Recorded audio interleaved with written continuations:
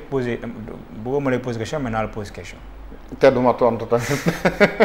parce que doo bëgg a dugg ci pax mi non mais c'est soit objectif. Le jugement de l'affaire Adji Sarr Ousmane Sonko. Quel était le motif de l'accusation? Viol et menace de mort. Quand le jugement a été rendu public, en tout cas le jugement a été rendu, est-ce que dañu condamner Ousmane Sonko ci viol ak menace de mort? Non. Tous les Sénégalais, le monde entier est d'accord sur ça. Pourquoi justice jël décision blanchir Thierno Malick man Modou Gueye Seck ma am droit mën a toog ci plateau? Non mais la justice n'a pas blanchi. La justice n'a pas blanchi Ousmane Sonko sur le viol et les menaces de mort. Ah, mais non, j'ai posé des questions. Requalification des faits. Non, c'est-à-dire xam nga Ousmane Sonko est condamné pour corruption de la jeunesse. Thierno Malick moo tax ma ne sax doo nangu tontu question parce que dama la poser question yu leer naññi. Non moo tax ma wax la lu leer naññi aussi. Non parce que quand on dit Ousmane Sonko est condamné pour corruption de la jeunesse. C'est parce qu'il y a une condamnation, non? Non, dama li ma wax sénégalais ñu ñuy déglu et ils sont assez intelligents pour faire la part des choses. Dama ne Ousmane Sonko biñ koy tuumaal dañ ko tuumaal ñaari mbir viol menace de mort. biñ demee justice daf ko setal ci viol ak menace de mort loolu c'est des faits. waaye c'est factuel. waaye non li may wax c'est gis nga bu la neexee nga yokk ci leneen mais dama ne. du man kay maa ci yokk. décision bi la. dama ne. Badara Gadiaga Amadou Ba député lan la wax keroog. ma wax ak sénégalais yi parce que sénégalais yi ñoo ñuy déglu te dama bëgg li ñuy wax aussi mu leer naññi. après keneen ku ci bëgg yokk leneen muy yow muy keneen mu nga ci yokk la neex. loolu yow lay engagé.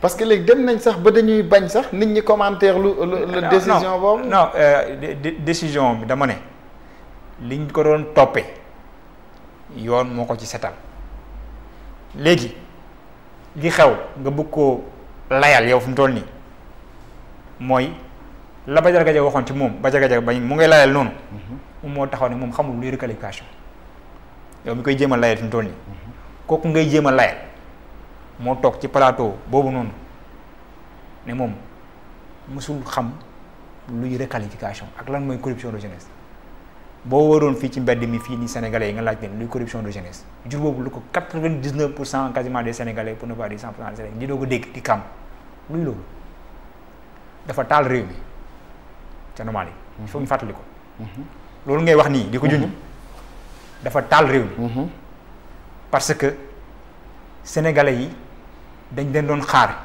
ci ñu àtte ci liñ ko doon jiiñ seetal ko ba mu set wecc ba pare dem inventé leneen loo xam ne sénégalais yi bu ñu ko déggee dañ naan waa lii mooy lan jóg génn jàmmaarloo ay nit seen bakkan rot ci il faut qu'on respecte ne serait-ce que la mémoire de ces gens-là yi nga xam dañu ñàkk seen bakkan ci loolu ci loo xam ne kenn xamul lu mu doon. Donc pour moi ne serait-ce que par respect pour la mémoire de ces victimes là am loo xam ne ku ne su ñun war nga mën a éviter di ci revenir loolu c'est un point. Deuxième élément mooy la dignité de l'être humain vraiment la ñun ñëpp ay waajur lañ dañu am njaboot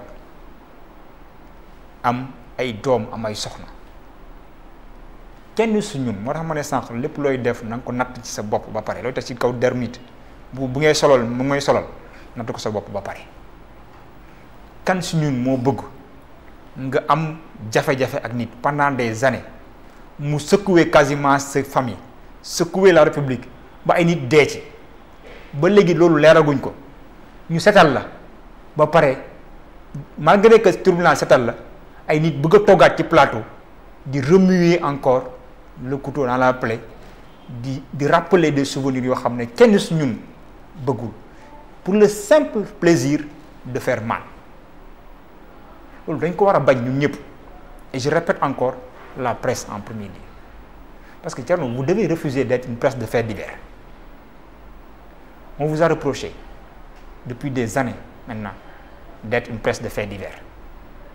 Vous aimez à la limite jouer le jeu de l'abrutissement des populations. Vous devez refuser ça. Quel que soit le bord où vous avez, quand vous décidez que le débat public doit se limiter à une affaire de Sweet Beauté ou de corruption de jeunesse qui a fait la mort, causé la mort de compatriotes sénégalais, failli détruire ce pays-là, vous jouez le jeu de ceux qui ne veulent pas l'avancement de ce pays. Et vous devez refuser ça. Moi, je le refuse. C'est pourquoi je réponds volontiers à cette question-là, parce que je suis là pour répondre à des questions. Mais pour moi, ce n'est pas là où nous sommes attendus. Sénégalais, ils sont attendus. Ils sont attendus. Ci walu mbay mi lan lañ fas yéene def ci ñoom pour ñu mën a lekk ba suur dañuy xaar nga wax leen ci wàllu santé naka lañ mën a fexe ba sénégalais bu feebar nga mën a faju dañuy xaar nga wax leen Thierno Malick ak ñi ngay invité fii nii bu ñu bëggee jàng seen doom yi war a jàng nan lañ def ba mën a jàng ci conditions yu gën dañu bëgg nga wax leen suñu liggéey jàngee ba génn suñu doom yi nan lañ def ba am liggéey. On a assez de sujets qui intéressent les Sénégalais pour ne pas passer notre temps à parler d'une affaire qui a été vidée et dont des Sénégalais sont morts par cause de justement de cette malhonnêteté-là qui a entouré la gestion de l'affaire. li nga wax moom dam la koy nangul parce que am nga sa sañ-sañ nga jàpp ne c'est des sujets yoo xamante ne kenn waratu cee wax yow loolu sa droit la mais quand même aussi il faut aussi laisser la presse aussi faire son travail comme ni mu ko sentiré. xam nga tey lan mooy liggéey presse non xaaral rek xam nga tey la presse maanaam li ko ëmb tey soo jëlee télévision du benn émission moo fay am émission yi fay am bëri na émission économique dafay am émission société dafay am émission politique dafay am émission fait divers dafay am donc tey bu nekkee man dama choisir seetaan émission fait divers wala def émission fait divers kooku man lay engagé ak sama télévision te am na aussi public boo xamante ne loolu la bëgg moom lay seetaan tey am na public boo am day xaar ñu waxtaane agriculture comme ni nga ko waxee comme Mabouba Diagne tey am na public buy toog di xaar le port de Dakar ku mel ni Waly Diouf Bodian mu wax leen port bi nu muy fonctionner mais il passe tout son temps à dénigrer les autres. Les chiffres yi mu réalisé. mais dama ne mais il passe tout son temps à dénigrer les autres et pourtant yéen moom réaction am boobu muy def te jamono ji aussi ku mel ni Fadilou Keita am ko yeneen directeur am ko yow gisaguma nag nga am ko mais ñoom am nañ ko et pourtant loolu yéen du ngeen ko kaas. non xam nga man li may wax c'est très simple dama ne presse dañuy wax ne c'est le 4e pouvoir. donte seen leader bi da ko bañ. Kan la ko bañ. non ne mélangeons pas les torchons et les serviettes c'est-à-dire dama ne li ñu wax li nga xam ne moom moo war a nekk boobu. nañ ko wax kon. mooy li war a nekk en principe. comme ni ko Ismaïla Madior di wax. mooy presse dafa war a nekk 4e pouvoir. mais presse buy nekk 4e pouvoir day fekk mu nekk une presse à équidistance de toutes les chapelles politiques. La vérité des faits loolu mooy bu ñu définir li ñuy wax les principes. Mais la vérité des faits, c'est qu'on a aujourd'hui une certaine presse, toute la presse, et Ousmane a toujours pris besoin de dire une certaine presse.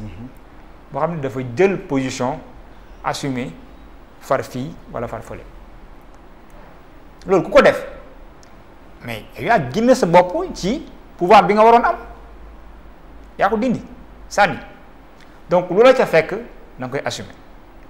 Cela dit, on est dans le champ politique. La femme État, c'est un moyen de distinguo entre le Premier ministre et le chef de parti. Man, je suis un directeur d'une structure nationale. La femme faut xaar ci walu liggéey dans le cadre de l'État. Je ngi koy jéem a matale ci sama kim kattan. Mais parallèlement, je suis un responsable politique dans une zone. Donc, li ngay wax ci Waly Diouf Bodian li ko wax ci Fadilou Keita am nga wax ci man j'ai la liberté en dehors de ma casquette de directeur d'une société d'une direction nationale de pouvoir porter ma casquette de leader politique du pouvoir et de pouvoir dénigrer quelque chose boo xam ne gis naa ne dans l'opposition ñu ngi koy wax te demul te jaarul ci yoon. Et c'est mon rôle parce qu'on est dans le champ politique. La contradiction, c'est ce qui anime le débat politique. Et donc loolu il y a rien de plus normal que mu jóge ci opposition que mu jóge ci pouvoir.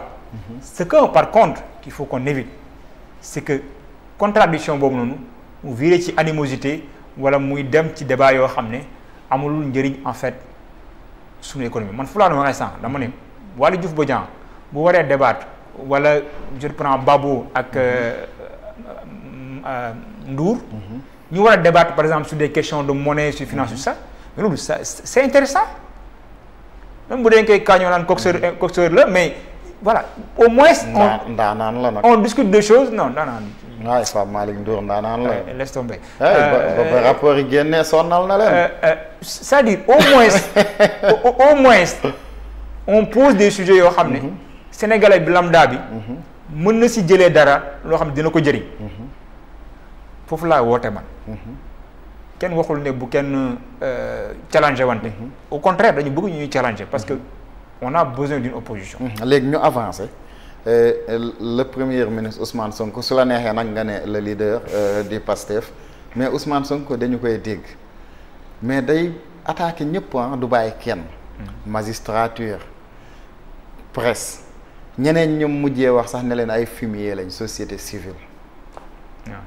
est-ce que la question c'est. est-ce que yow tey société civile ñi fa nekk.